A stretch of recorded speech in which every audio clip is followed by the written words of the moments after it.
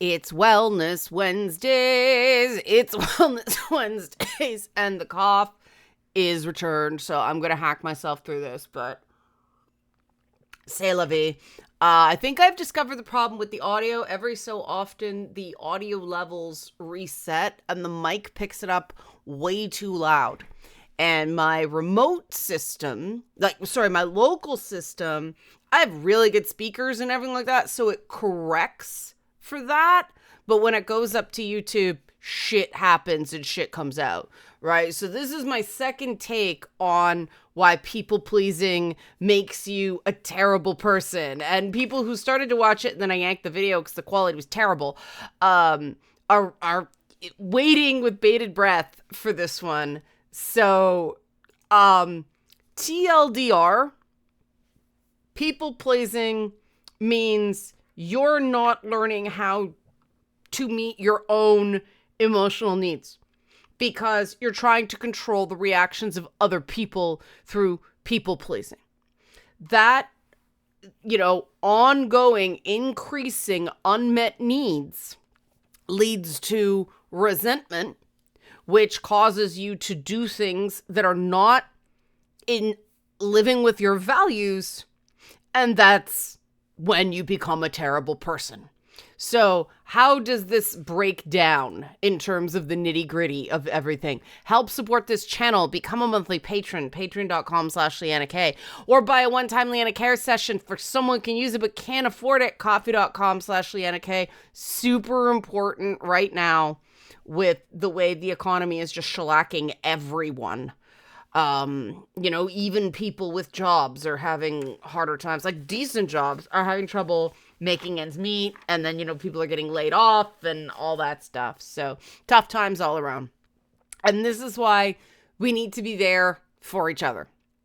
And people pleasers, instead of listening and responding, they anticipate the needs of others. And the sort of common generality of why people please is they say it's an unhealthy need for approval. And I'm not necessarily a big believer, and that's the only reason I think a lot of people who self-identify as people pleasers, it's not really about approval, it's about survival. They keep having bad reactions from people, don't know why. And they're just trying to avoid the bad reaction instead of maybe there's some bad code in the exchanges, but the conversations required for that stuff are challenging, and not everyone is capable or willing to have them. And pausing to cough. Managed to mute in time. This is a tough part of interacting with other people.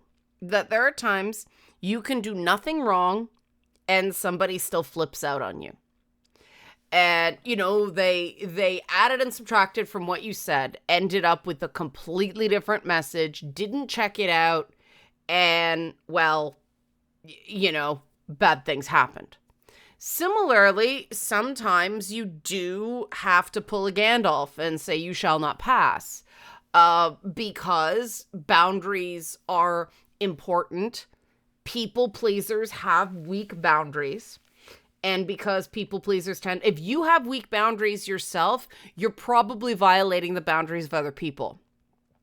That was the thing that gave me the motivation to properly set boundaries, because just when I think I've got boundaries down, I realize they're still tightening up that I have to do. One of the things I recognize, I have overcorrected on is I give people maximum chances to work something out. One, because I prefer to, but also we live in an age where I have found out the hard way you cut someone off, they go on the internet and just brazenly lie about you. And then people expect you to prove a non-event, actively disprove that you did not do something. And that's not fair. And for too long, I was trying to head off, try to avoid that. And all you do when a conversation goes on too long is you give people more screen caps to use against you out of context on the internet. And I do not consider me having difficult conversations with people pleasing. People still decide it's a good idea to release arguments or pieces of arguments they had with me. Of course, snipping the parts out that make them look not great. It's character assassination. It's very clear what it is. They claim they just want the truth to be out there, but they're not putting out the whole truth. They're controlling what information is released. And that's not people pleasing, but the continuation of the conversation, instead of me going, you know what? I have said what I need here. Either you're going to do it or we have nothing more to talk about. That I realize is equal parts trying to be nice and understanding because too many people got in my head about me being a bitch. There's a reason I like that word. But it's also, fear of what they're going to say. And me saying they're probably going to talk shit about me. It's going to be 75% not true. And at least if I know that I gave this every single opportunity to work, I can live with myself while yet another person trashes my reputation via lies that, most people aren't waiting for their, closest friends to betray them or people who work with them just going on a campaign of terror against them because you said no. And so when someone's telling the truth, they don't have clear evidence to prove every little thing they said. The people that do have absolute evidence for their theory of the case are people who plan to do it and therefore planted seeds in conversations because they were prepared to fuck some people over. And people don't recognize that when they see these dumps of stuff on the internet. And that's why I don't like releasing chat logs of conversations on the internet. I've seen it warped too many times, and people believe the warping. The internet is the immaterium, not the imperium. That's order. But I say this as a long preamble to say that everything I'm going to say, I am not saying living a life without fear of the shit that comes out of people when they're vengeful, But don't be that guy. I do think that some of the people that decided to get super nasty with me online, they do have people pleasing as something of a character flaw. And they get more and more lonely. They feel more and more taken for granted. Not by me, by other people in their lives. They take it out on me because I'm an easy target and they're not the primary person they are trying to please. A lot of people have, toxic relationships with a family member, a partner, and it's not working. And, instead of going, okay, this isn't working, they throw more and more and more and more effort into enabling the toxic relationship instead of going, okay, something's got to change. Their own personal needs are more and more not met. And so they start doing things like playing people off each other, triangulating, gossiping, behaving hypocritically, even cheating. And what tends to happen in these people's lives is there's one conflict and that's it, because they don't know how to resolve conflicts. And then they feel the need to just demonize the person they had the conflict with instead of going, okay, why did I do that?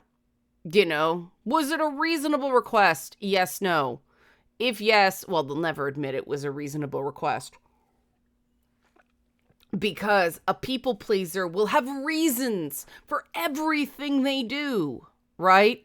The problem is what they did was still wrong. And they can't handle the fact that, talking trash about your friends is not great. Cheating on your partner, no matter how awful they are to you. Not saying it doesn't happen, just not great. And it's amazing to see people say about me, oh, well, she's just doing this. No, I say things because I believe them. Period. End of story. I apologize for things because I see where I went wrong somewhere. I will not apologize just to end an argument. And it is amazing how many things break down based on that one simple rule. Because to me, that is the primary anti-people pleasing rule, right? You say you're sorry for something because you are sincerely sorry. You see how you could have handled something better. You know how you're going to improve it, or maybe you don't. Maybe you need some help with it. Maybe it's like, I don't want this to keep happening. What can we do? But there is one reason and one reason only to apologize for something, because you feel like you were in the wrong. Now, people get really hung up on reciprocal apologies.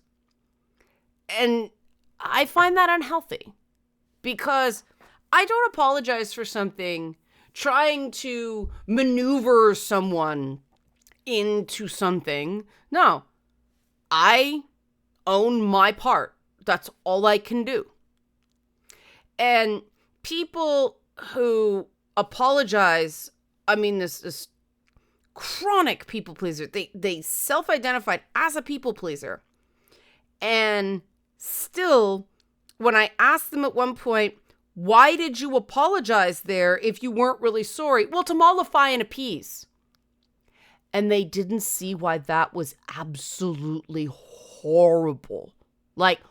Horrible motivation, horrible thing to think, horrible thing to do. Why? Well, the idea that you have to mollify and appease suggests someone is a big, bad, scary thing, and they're being completely unreasonable. So you just have to mollify, meaning calm down the scary person, and appease, which is not, saying, okay, compromise, work it out. No, appease just means handling the other person. And this is where people pleasers end up. And you get far enough down this rabbit hole, you become that kind of terrible person because you're managing everyone instead of just coming at them honestly and taking some real emotional risk as opposed to lashing out. People pleasers tend to lash out because they are so chronically driven by mollifying and appeasing. Why won't you mollify and appease, bitch? Right? And they don't realize that other people see them doing it to other people. Most people pleasers will be very open and complain incessantly about the other people that they are people pleasing. And if you know someone like that, that is chronic behavior, they are doing it to some degree to you as well. They're part of relational aggression is something called alliance building. And that kind of alliance building. Oh, I'm doing so much for this person. I do so much and I get nothing back. When someone is chronically talking about how hard done by they are, that is them building an alliance with you against this person who has just done them so wrong. And I tend to say, have you talked to this person about this? And the answer is very rarely yes, or, well, I've tried. And when they show me conversations they've had with them, because of course they have them instantly there, it tends to start with them being incredibly critical about a third party. And it's amazing, consider the shock, how, oftentimes people pleasers get into trouble with someone going, well, why did you show me that?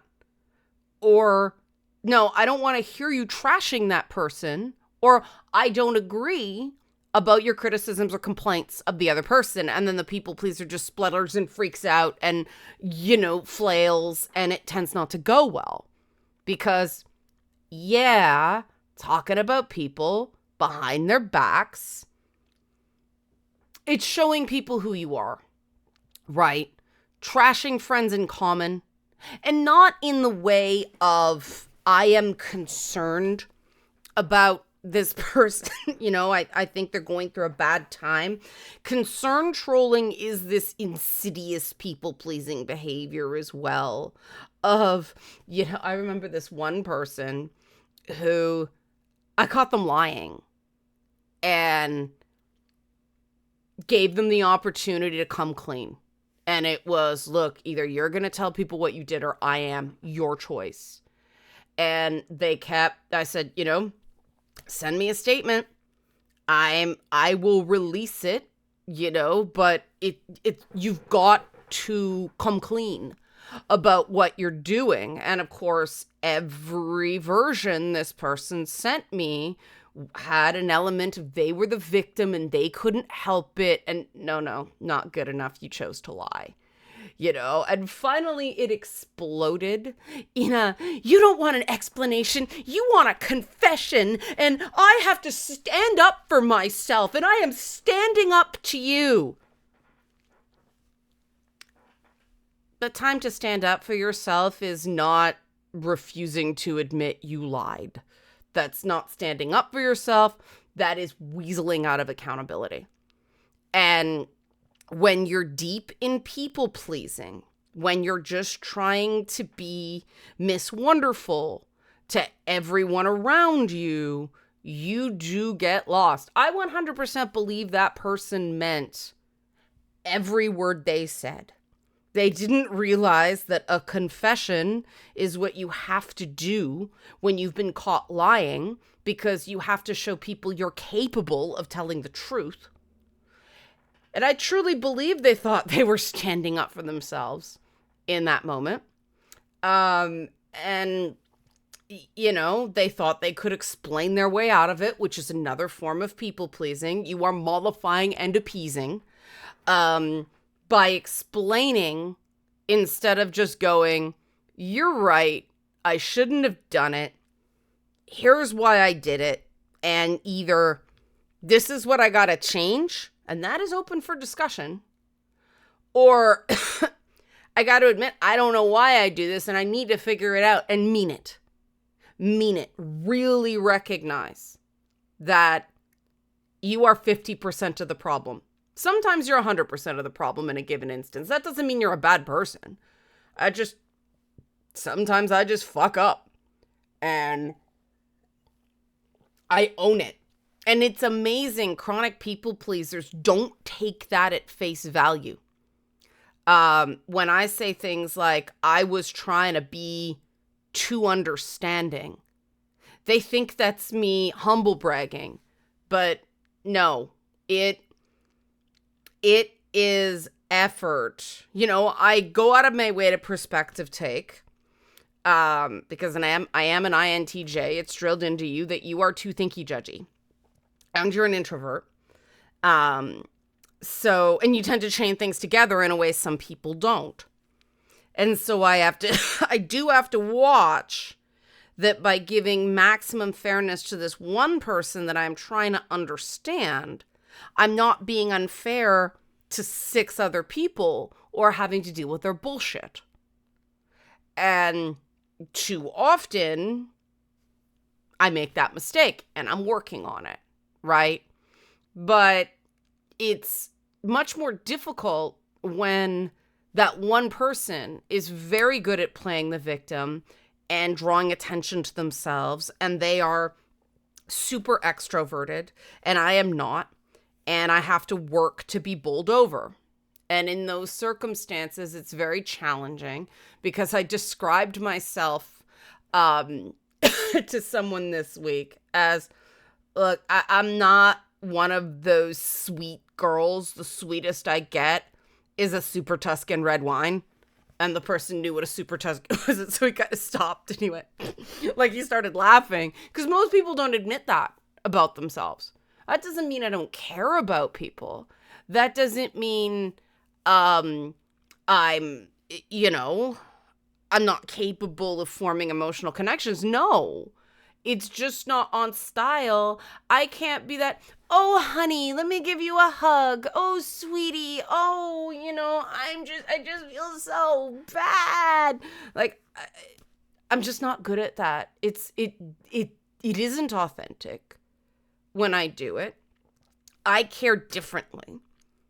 And I get into trouble because I'm more of a dad care, like let's sit down and figure it out and fix your problem, as opposed to a mom care, which is, oh, there, honey. It's okay. Mommy loves you. Sometimes it's just not okay.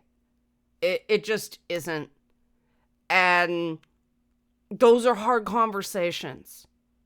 But you shouldn't be telling somebody it's okay when it's not. And that is a people pleaser knee jerk, And, if you think it's amusing and you think I'm exaggerating that people tell me about their people pleasing to other people and then act shocked when I'm like, come on, man, I've seen you do this to dozens of other people. I don't think I'm immune. Stop managing me. And they get all shocked and affronted. No, that happens a lot. And because I know the rules of people pleasing is you're never supposed to call the people pleaser on the people pleasing. You're never supposed to say, stop managing me. Stop trying to mollify me. Stop trying to predict what I want. Just do what I've asked you to do, please. That will make me happiest. No, really, it will. I'm not a say one thing and do another person. And if you do 12 different jobs that aren't yours and you don't do the one fucking thing I needed you to do because you were trying to anticipate all the other things, I'm not going to be pleased. And then you get people going, but you're not giving me any credit for those 12 things that I did. Well, those are 12 things that didn't need doing and you didn't do the one that did. They're terrible workers. And again, they go on the internet and blast me as a bitch. But the reality is they didn't do the one thing I needed them to do, and they stepped on a good 8 other people by trying to do other people's work. And play your part is a phrase for a reason. Now, people pleasing, I don't believe, chronic need to be liked. What does that really mean? Right? An unhealthy need for approval. It means that approval is survival. It means that at some point in the past, angry people were scary and unreasonable, and there isn't a ton of experience that they're aware of someone being unhappy with them without becoming abusive. And that is tough. I came from that background. And, part of the reason I have such strong feelings about people pleasing is alcoholics in the family, one parent who was abusive, another parent who was kind of neglectful because they were abused alongside me and my sister. You do anticipate needs when you've grown up with an abuser and you're desperate for them to actively tell them you're good because you know how nasty they get when you're bad, right? And at some point, you have to realize I am an adult. And that means people don't have to like everything I do. And people should be able to emotionally regulate when they don't like what I've done. And I truly believe that usually if you've got a team full of conscientious people and something fucks up huge, the problem is not the people, it's the system. And so we focus on the system, which means identifying what went wrong. And ask any of my moderators or facilitators. I will start a lot of initiatives going, guys, I absolutely do not know if this is going to work. This is experimental. And we will see how it goes. We will learn from it. And if parts don't go great, we will adapt. And I mean, bless one of my moderators. He's been suggesting something for like over a year now, and we're finally getting to the point to implement it. And I appreciate the patience on it taking a while, and sometimes it does. And, you know, a people pleaser would go, she didn't listen to my idea, I gave her this idea. But somebody who sort of understands that these things take time recognizes that they did their part. They made the suggestion, you know. Other components needed to fall into place to have the suggestion happen. And then, you know, life happens too. But that resentment, that seeing everybody else in unfavorable lights, that's what people pleasing does, right? Because people who go out of their way to anticipate needs tend to expect that their own needs will be anticipated. If someone loves them, and yes, we have entire genres of fantasy that, you know, oh, Rhysand knows exactly what Feyre needs before she knows she needs it. And oh yeah, he, you know, sexually abused her in a room full of people, forcing her to wear, you know, a slave garment that exposes intimate parts of her body. You know, they're doing a voyeuristic public sex slave routine, but he was just trying to protect her. Yikes. And most people who read, you know, A Court of Thorn and Roses realize that that is just hilarious crap.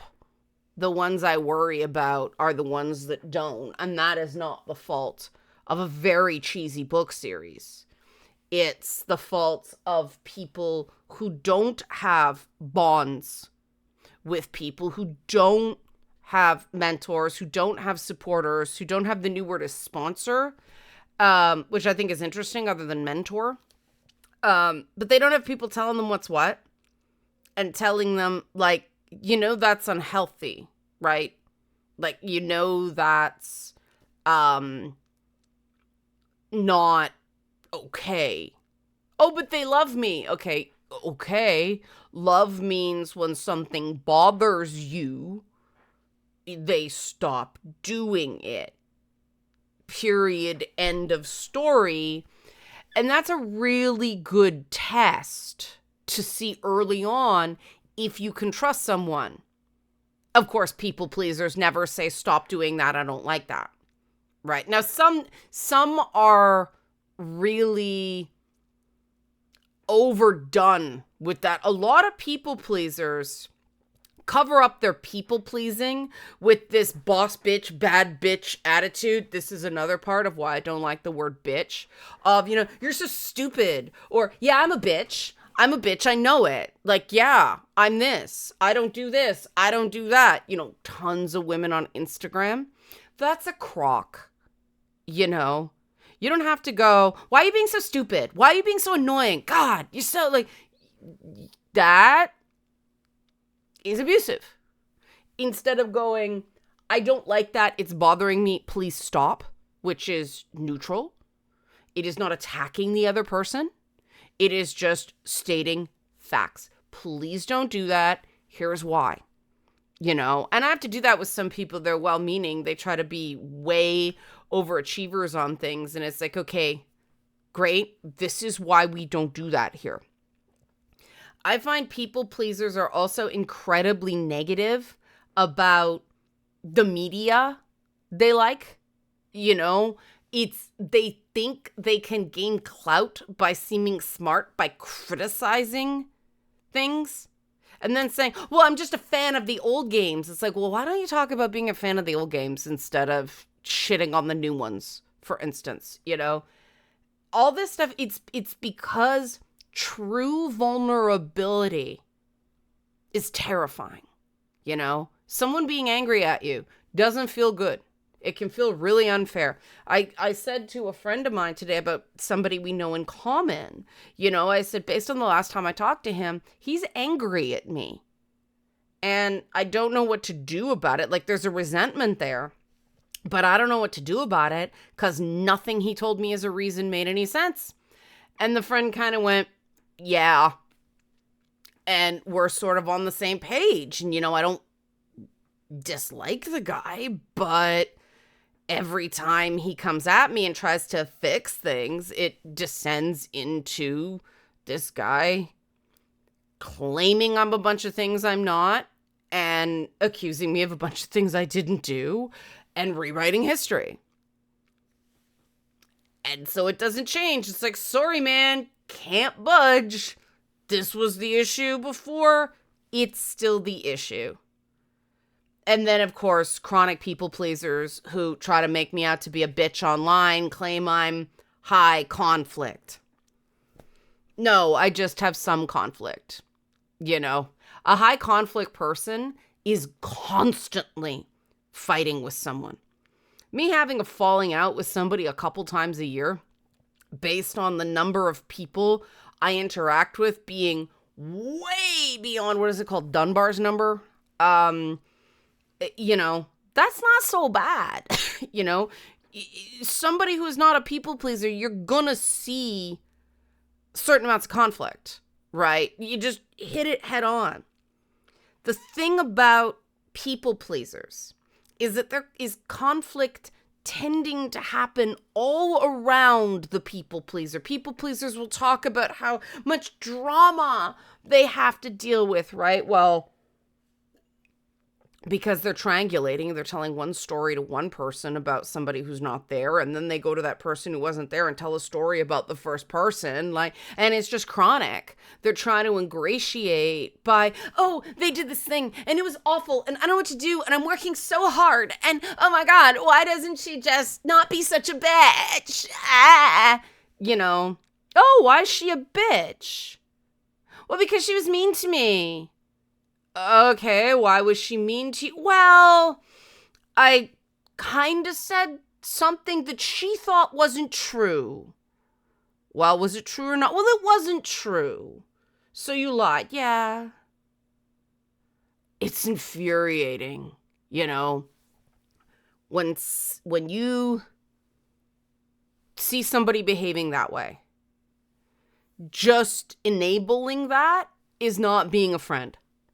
Friends tell friends when it's like, okay, so you lied and you got caught. Well, she wasn't nice about it. There is no obligation for somebody to be nice to you when you're caught lying. There is a big, big middle ground between being abusive and being nice, right? There is tough but fair in there. People pleasers will mock the idea of tough but fair. They will mock the idea of tough love because they don't know how to do it. They're either complete doormats or they're just lashing out and abusive. There's very little in between. And this is all the reasons why chronic people pleasers, and I'm not talking about somebody who's like, just be nice because they're the boss. You can turn that off. That's just a survival trait. We all do it to an extent. But people who are chronic, no matter how victimized they seem, they are being terrible people. You notice I did not say they are terrible people. They are being terrible people. Because good people make good choices and bad people make bad choices. That is the really only difference. This idea of a good person who does bad things, I don't buy it. That's a justification for abuse, you know?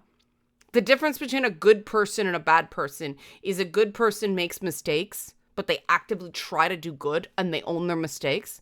A bad person makes excuses for their mistakes, and so they just keep doing them and they never get better. And change is hard, especially on this level.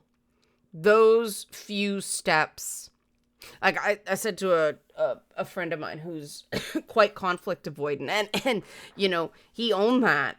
And I said, okay, yeah, dude, but you know, you're not gonna come back at me 6 months later and go, well, I always thought you were wrong about that, when you didn't say anything about the time. He goes, oh God, I would never. I said, that's the difference. That's what a people pleaser does. Retroactively, oh no, they always thought you were wrong, because now they want to side with the person that it blew up with, probably because they were playing both sides.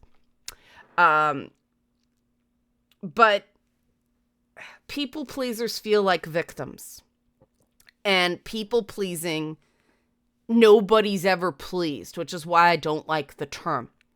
People pleasing is manipulation via acts of service. And the sooner you realize that you are attempting to manipulate people by anticipating needs and not setting boundaries, no matter your reasons for the manipulation, that is a manipulation. If you can recognize it and go, yeah, but they're an out of control drug addict, I kind of need to right now just to survive. All right. Cool. That'll have to come out in the wash, but we've all been there. But if you can't even admit that people pleasing is a series of manipulations, you're probably being a bad person, no matter what your intentions are. Help support this channel. Become a monthly patron, patreon.com/LeannaK, or buy a one-time Leanna Care session for someone who can use it but can't afford it. Coffee.com/LeannaK. Oh, I got lost there. Anyway, thanks for watching and be well.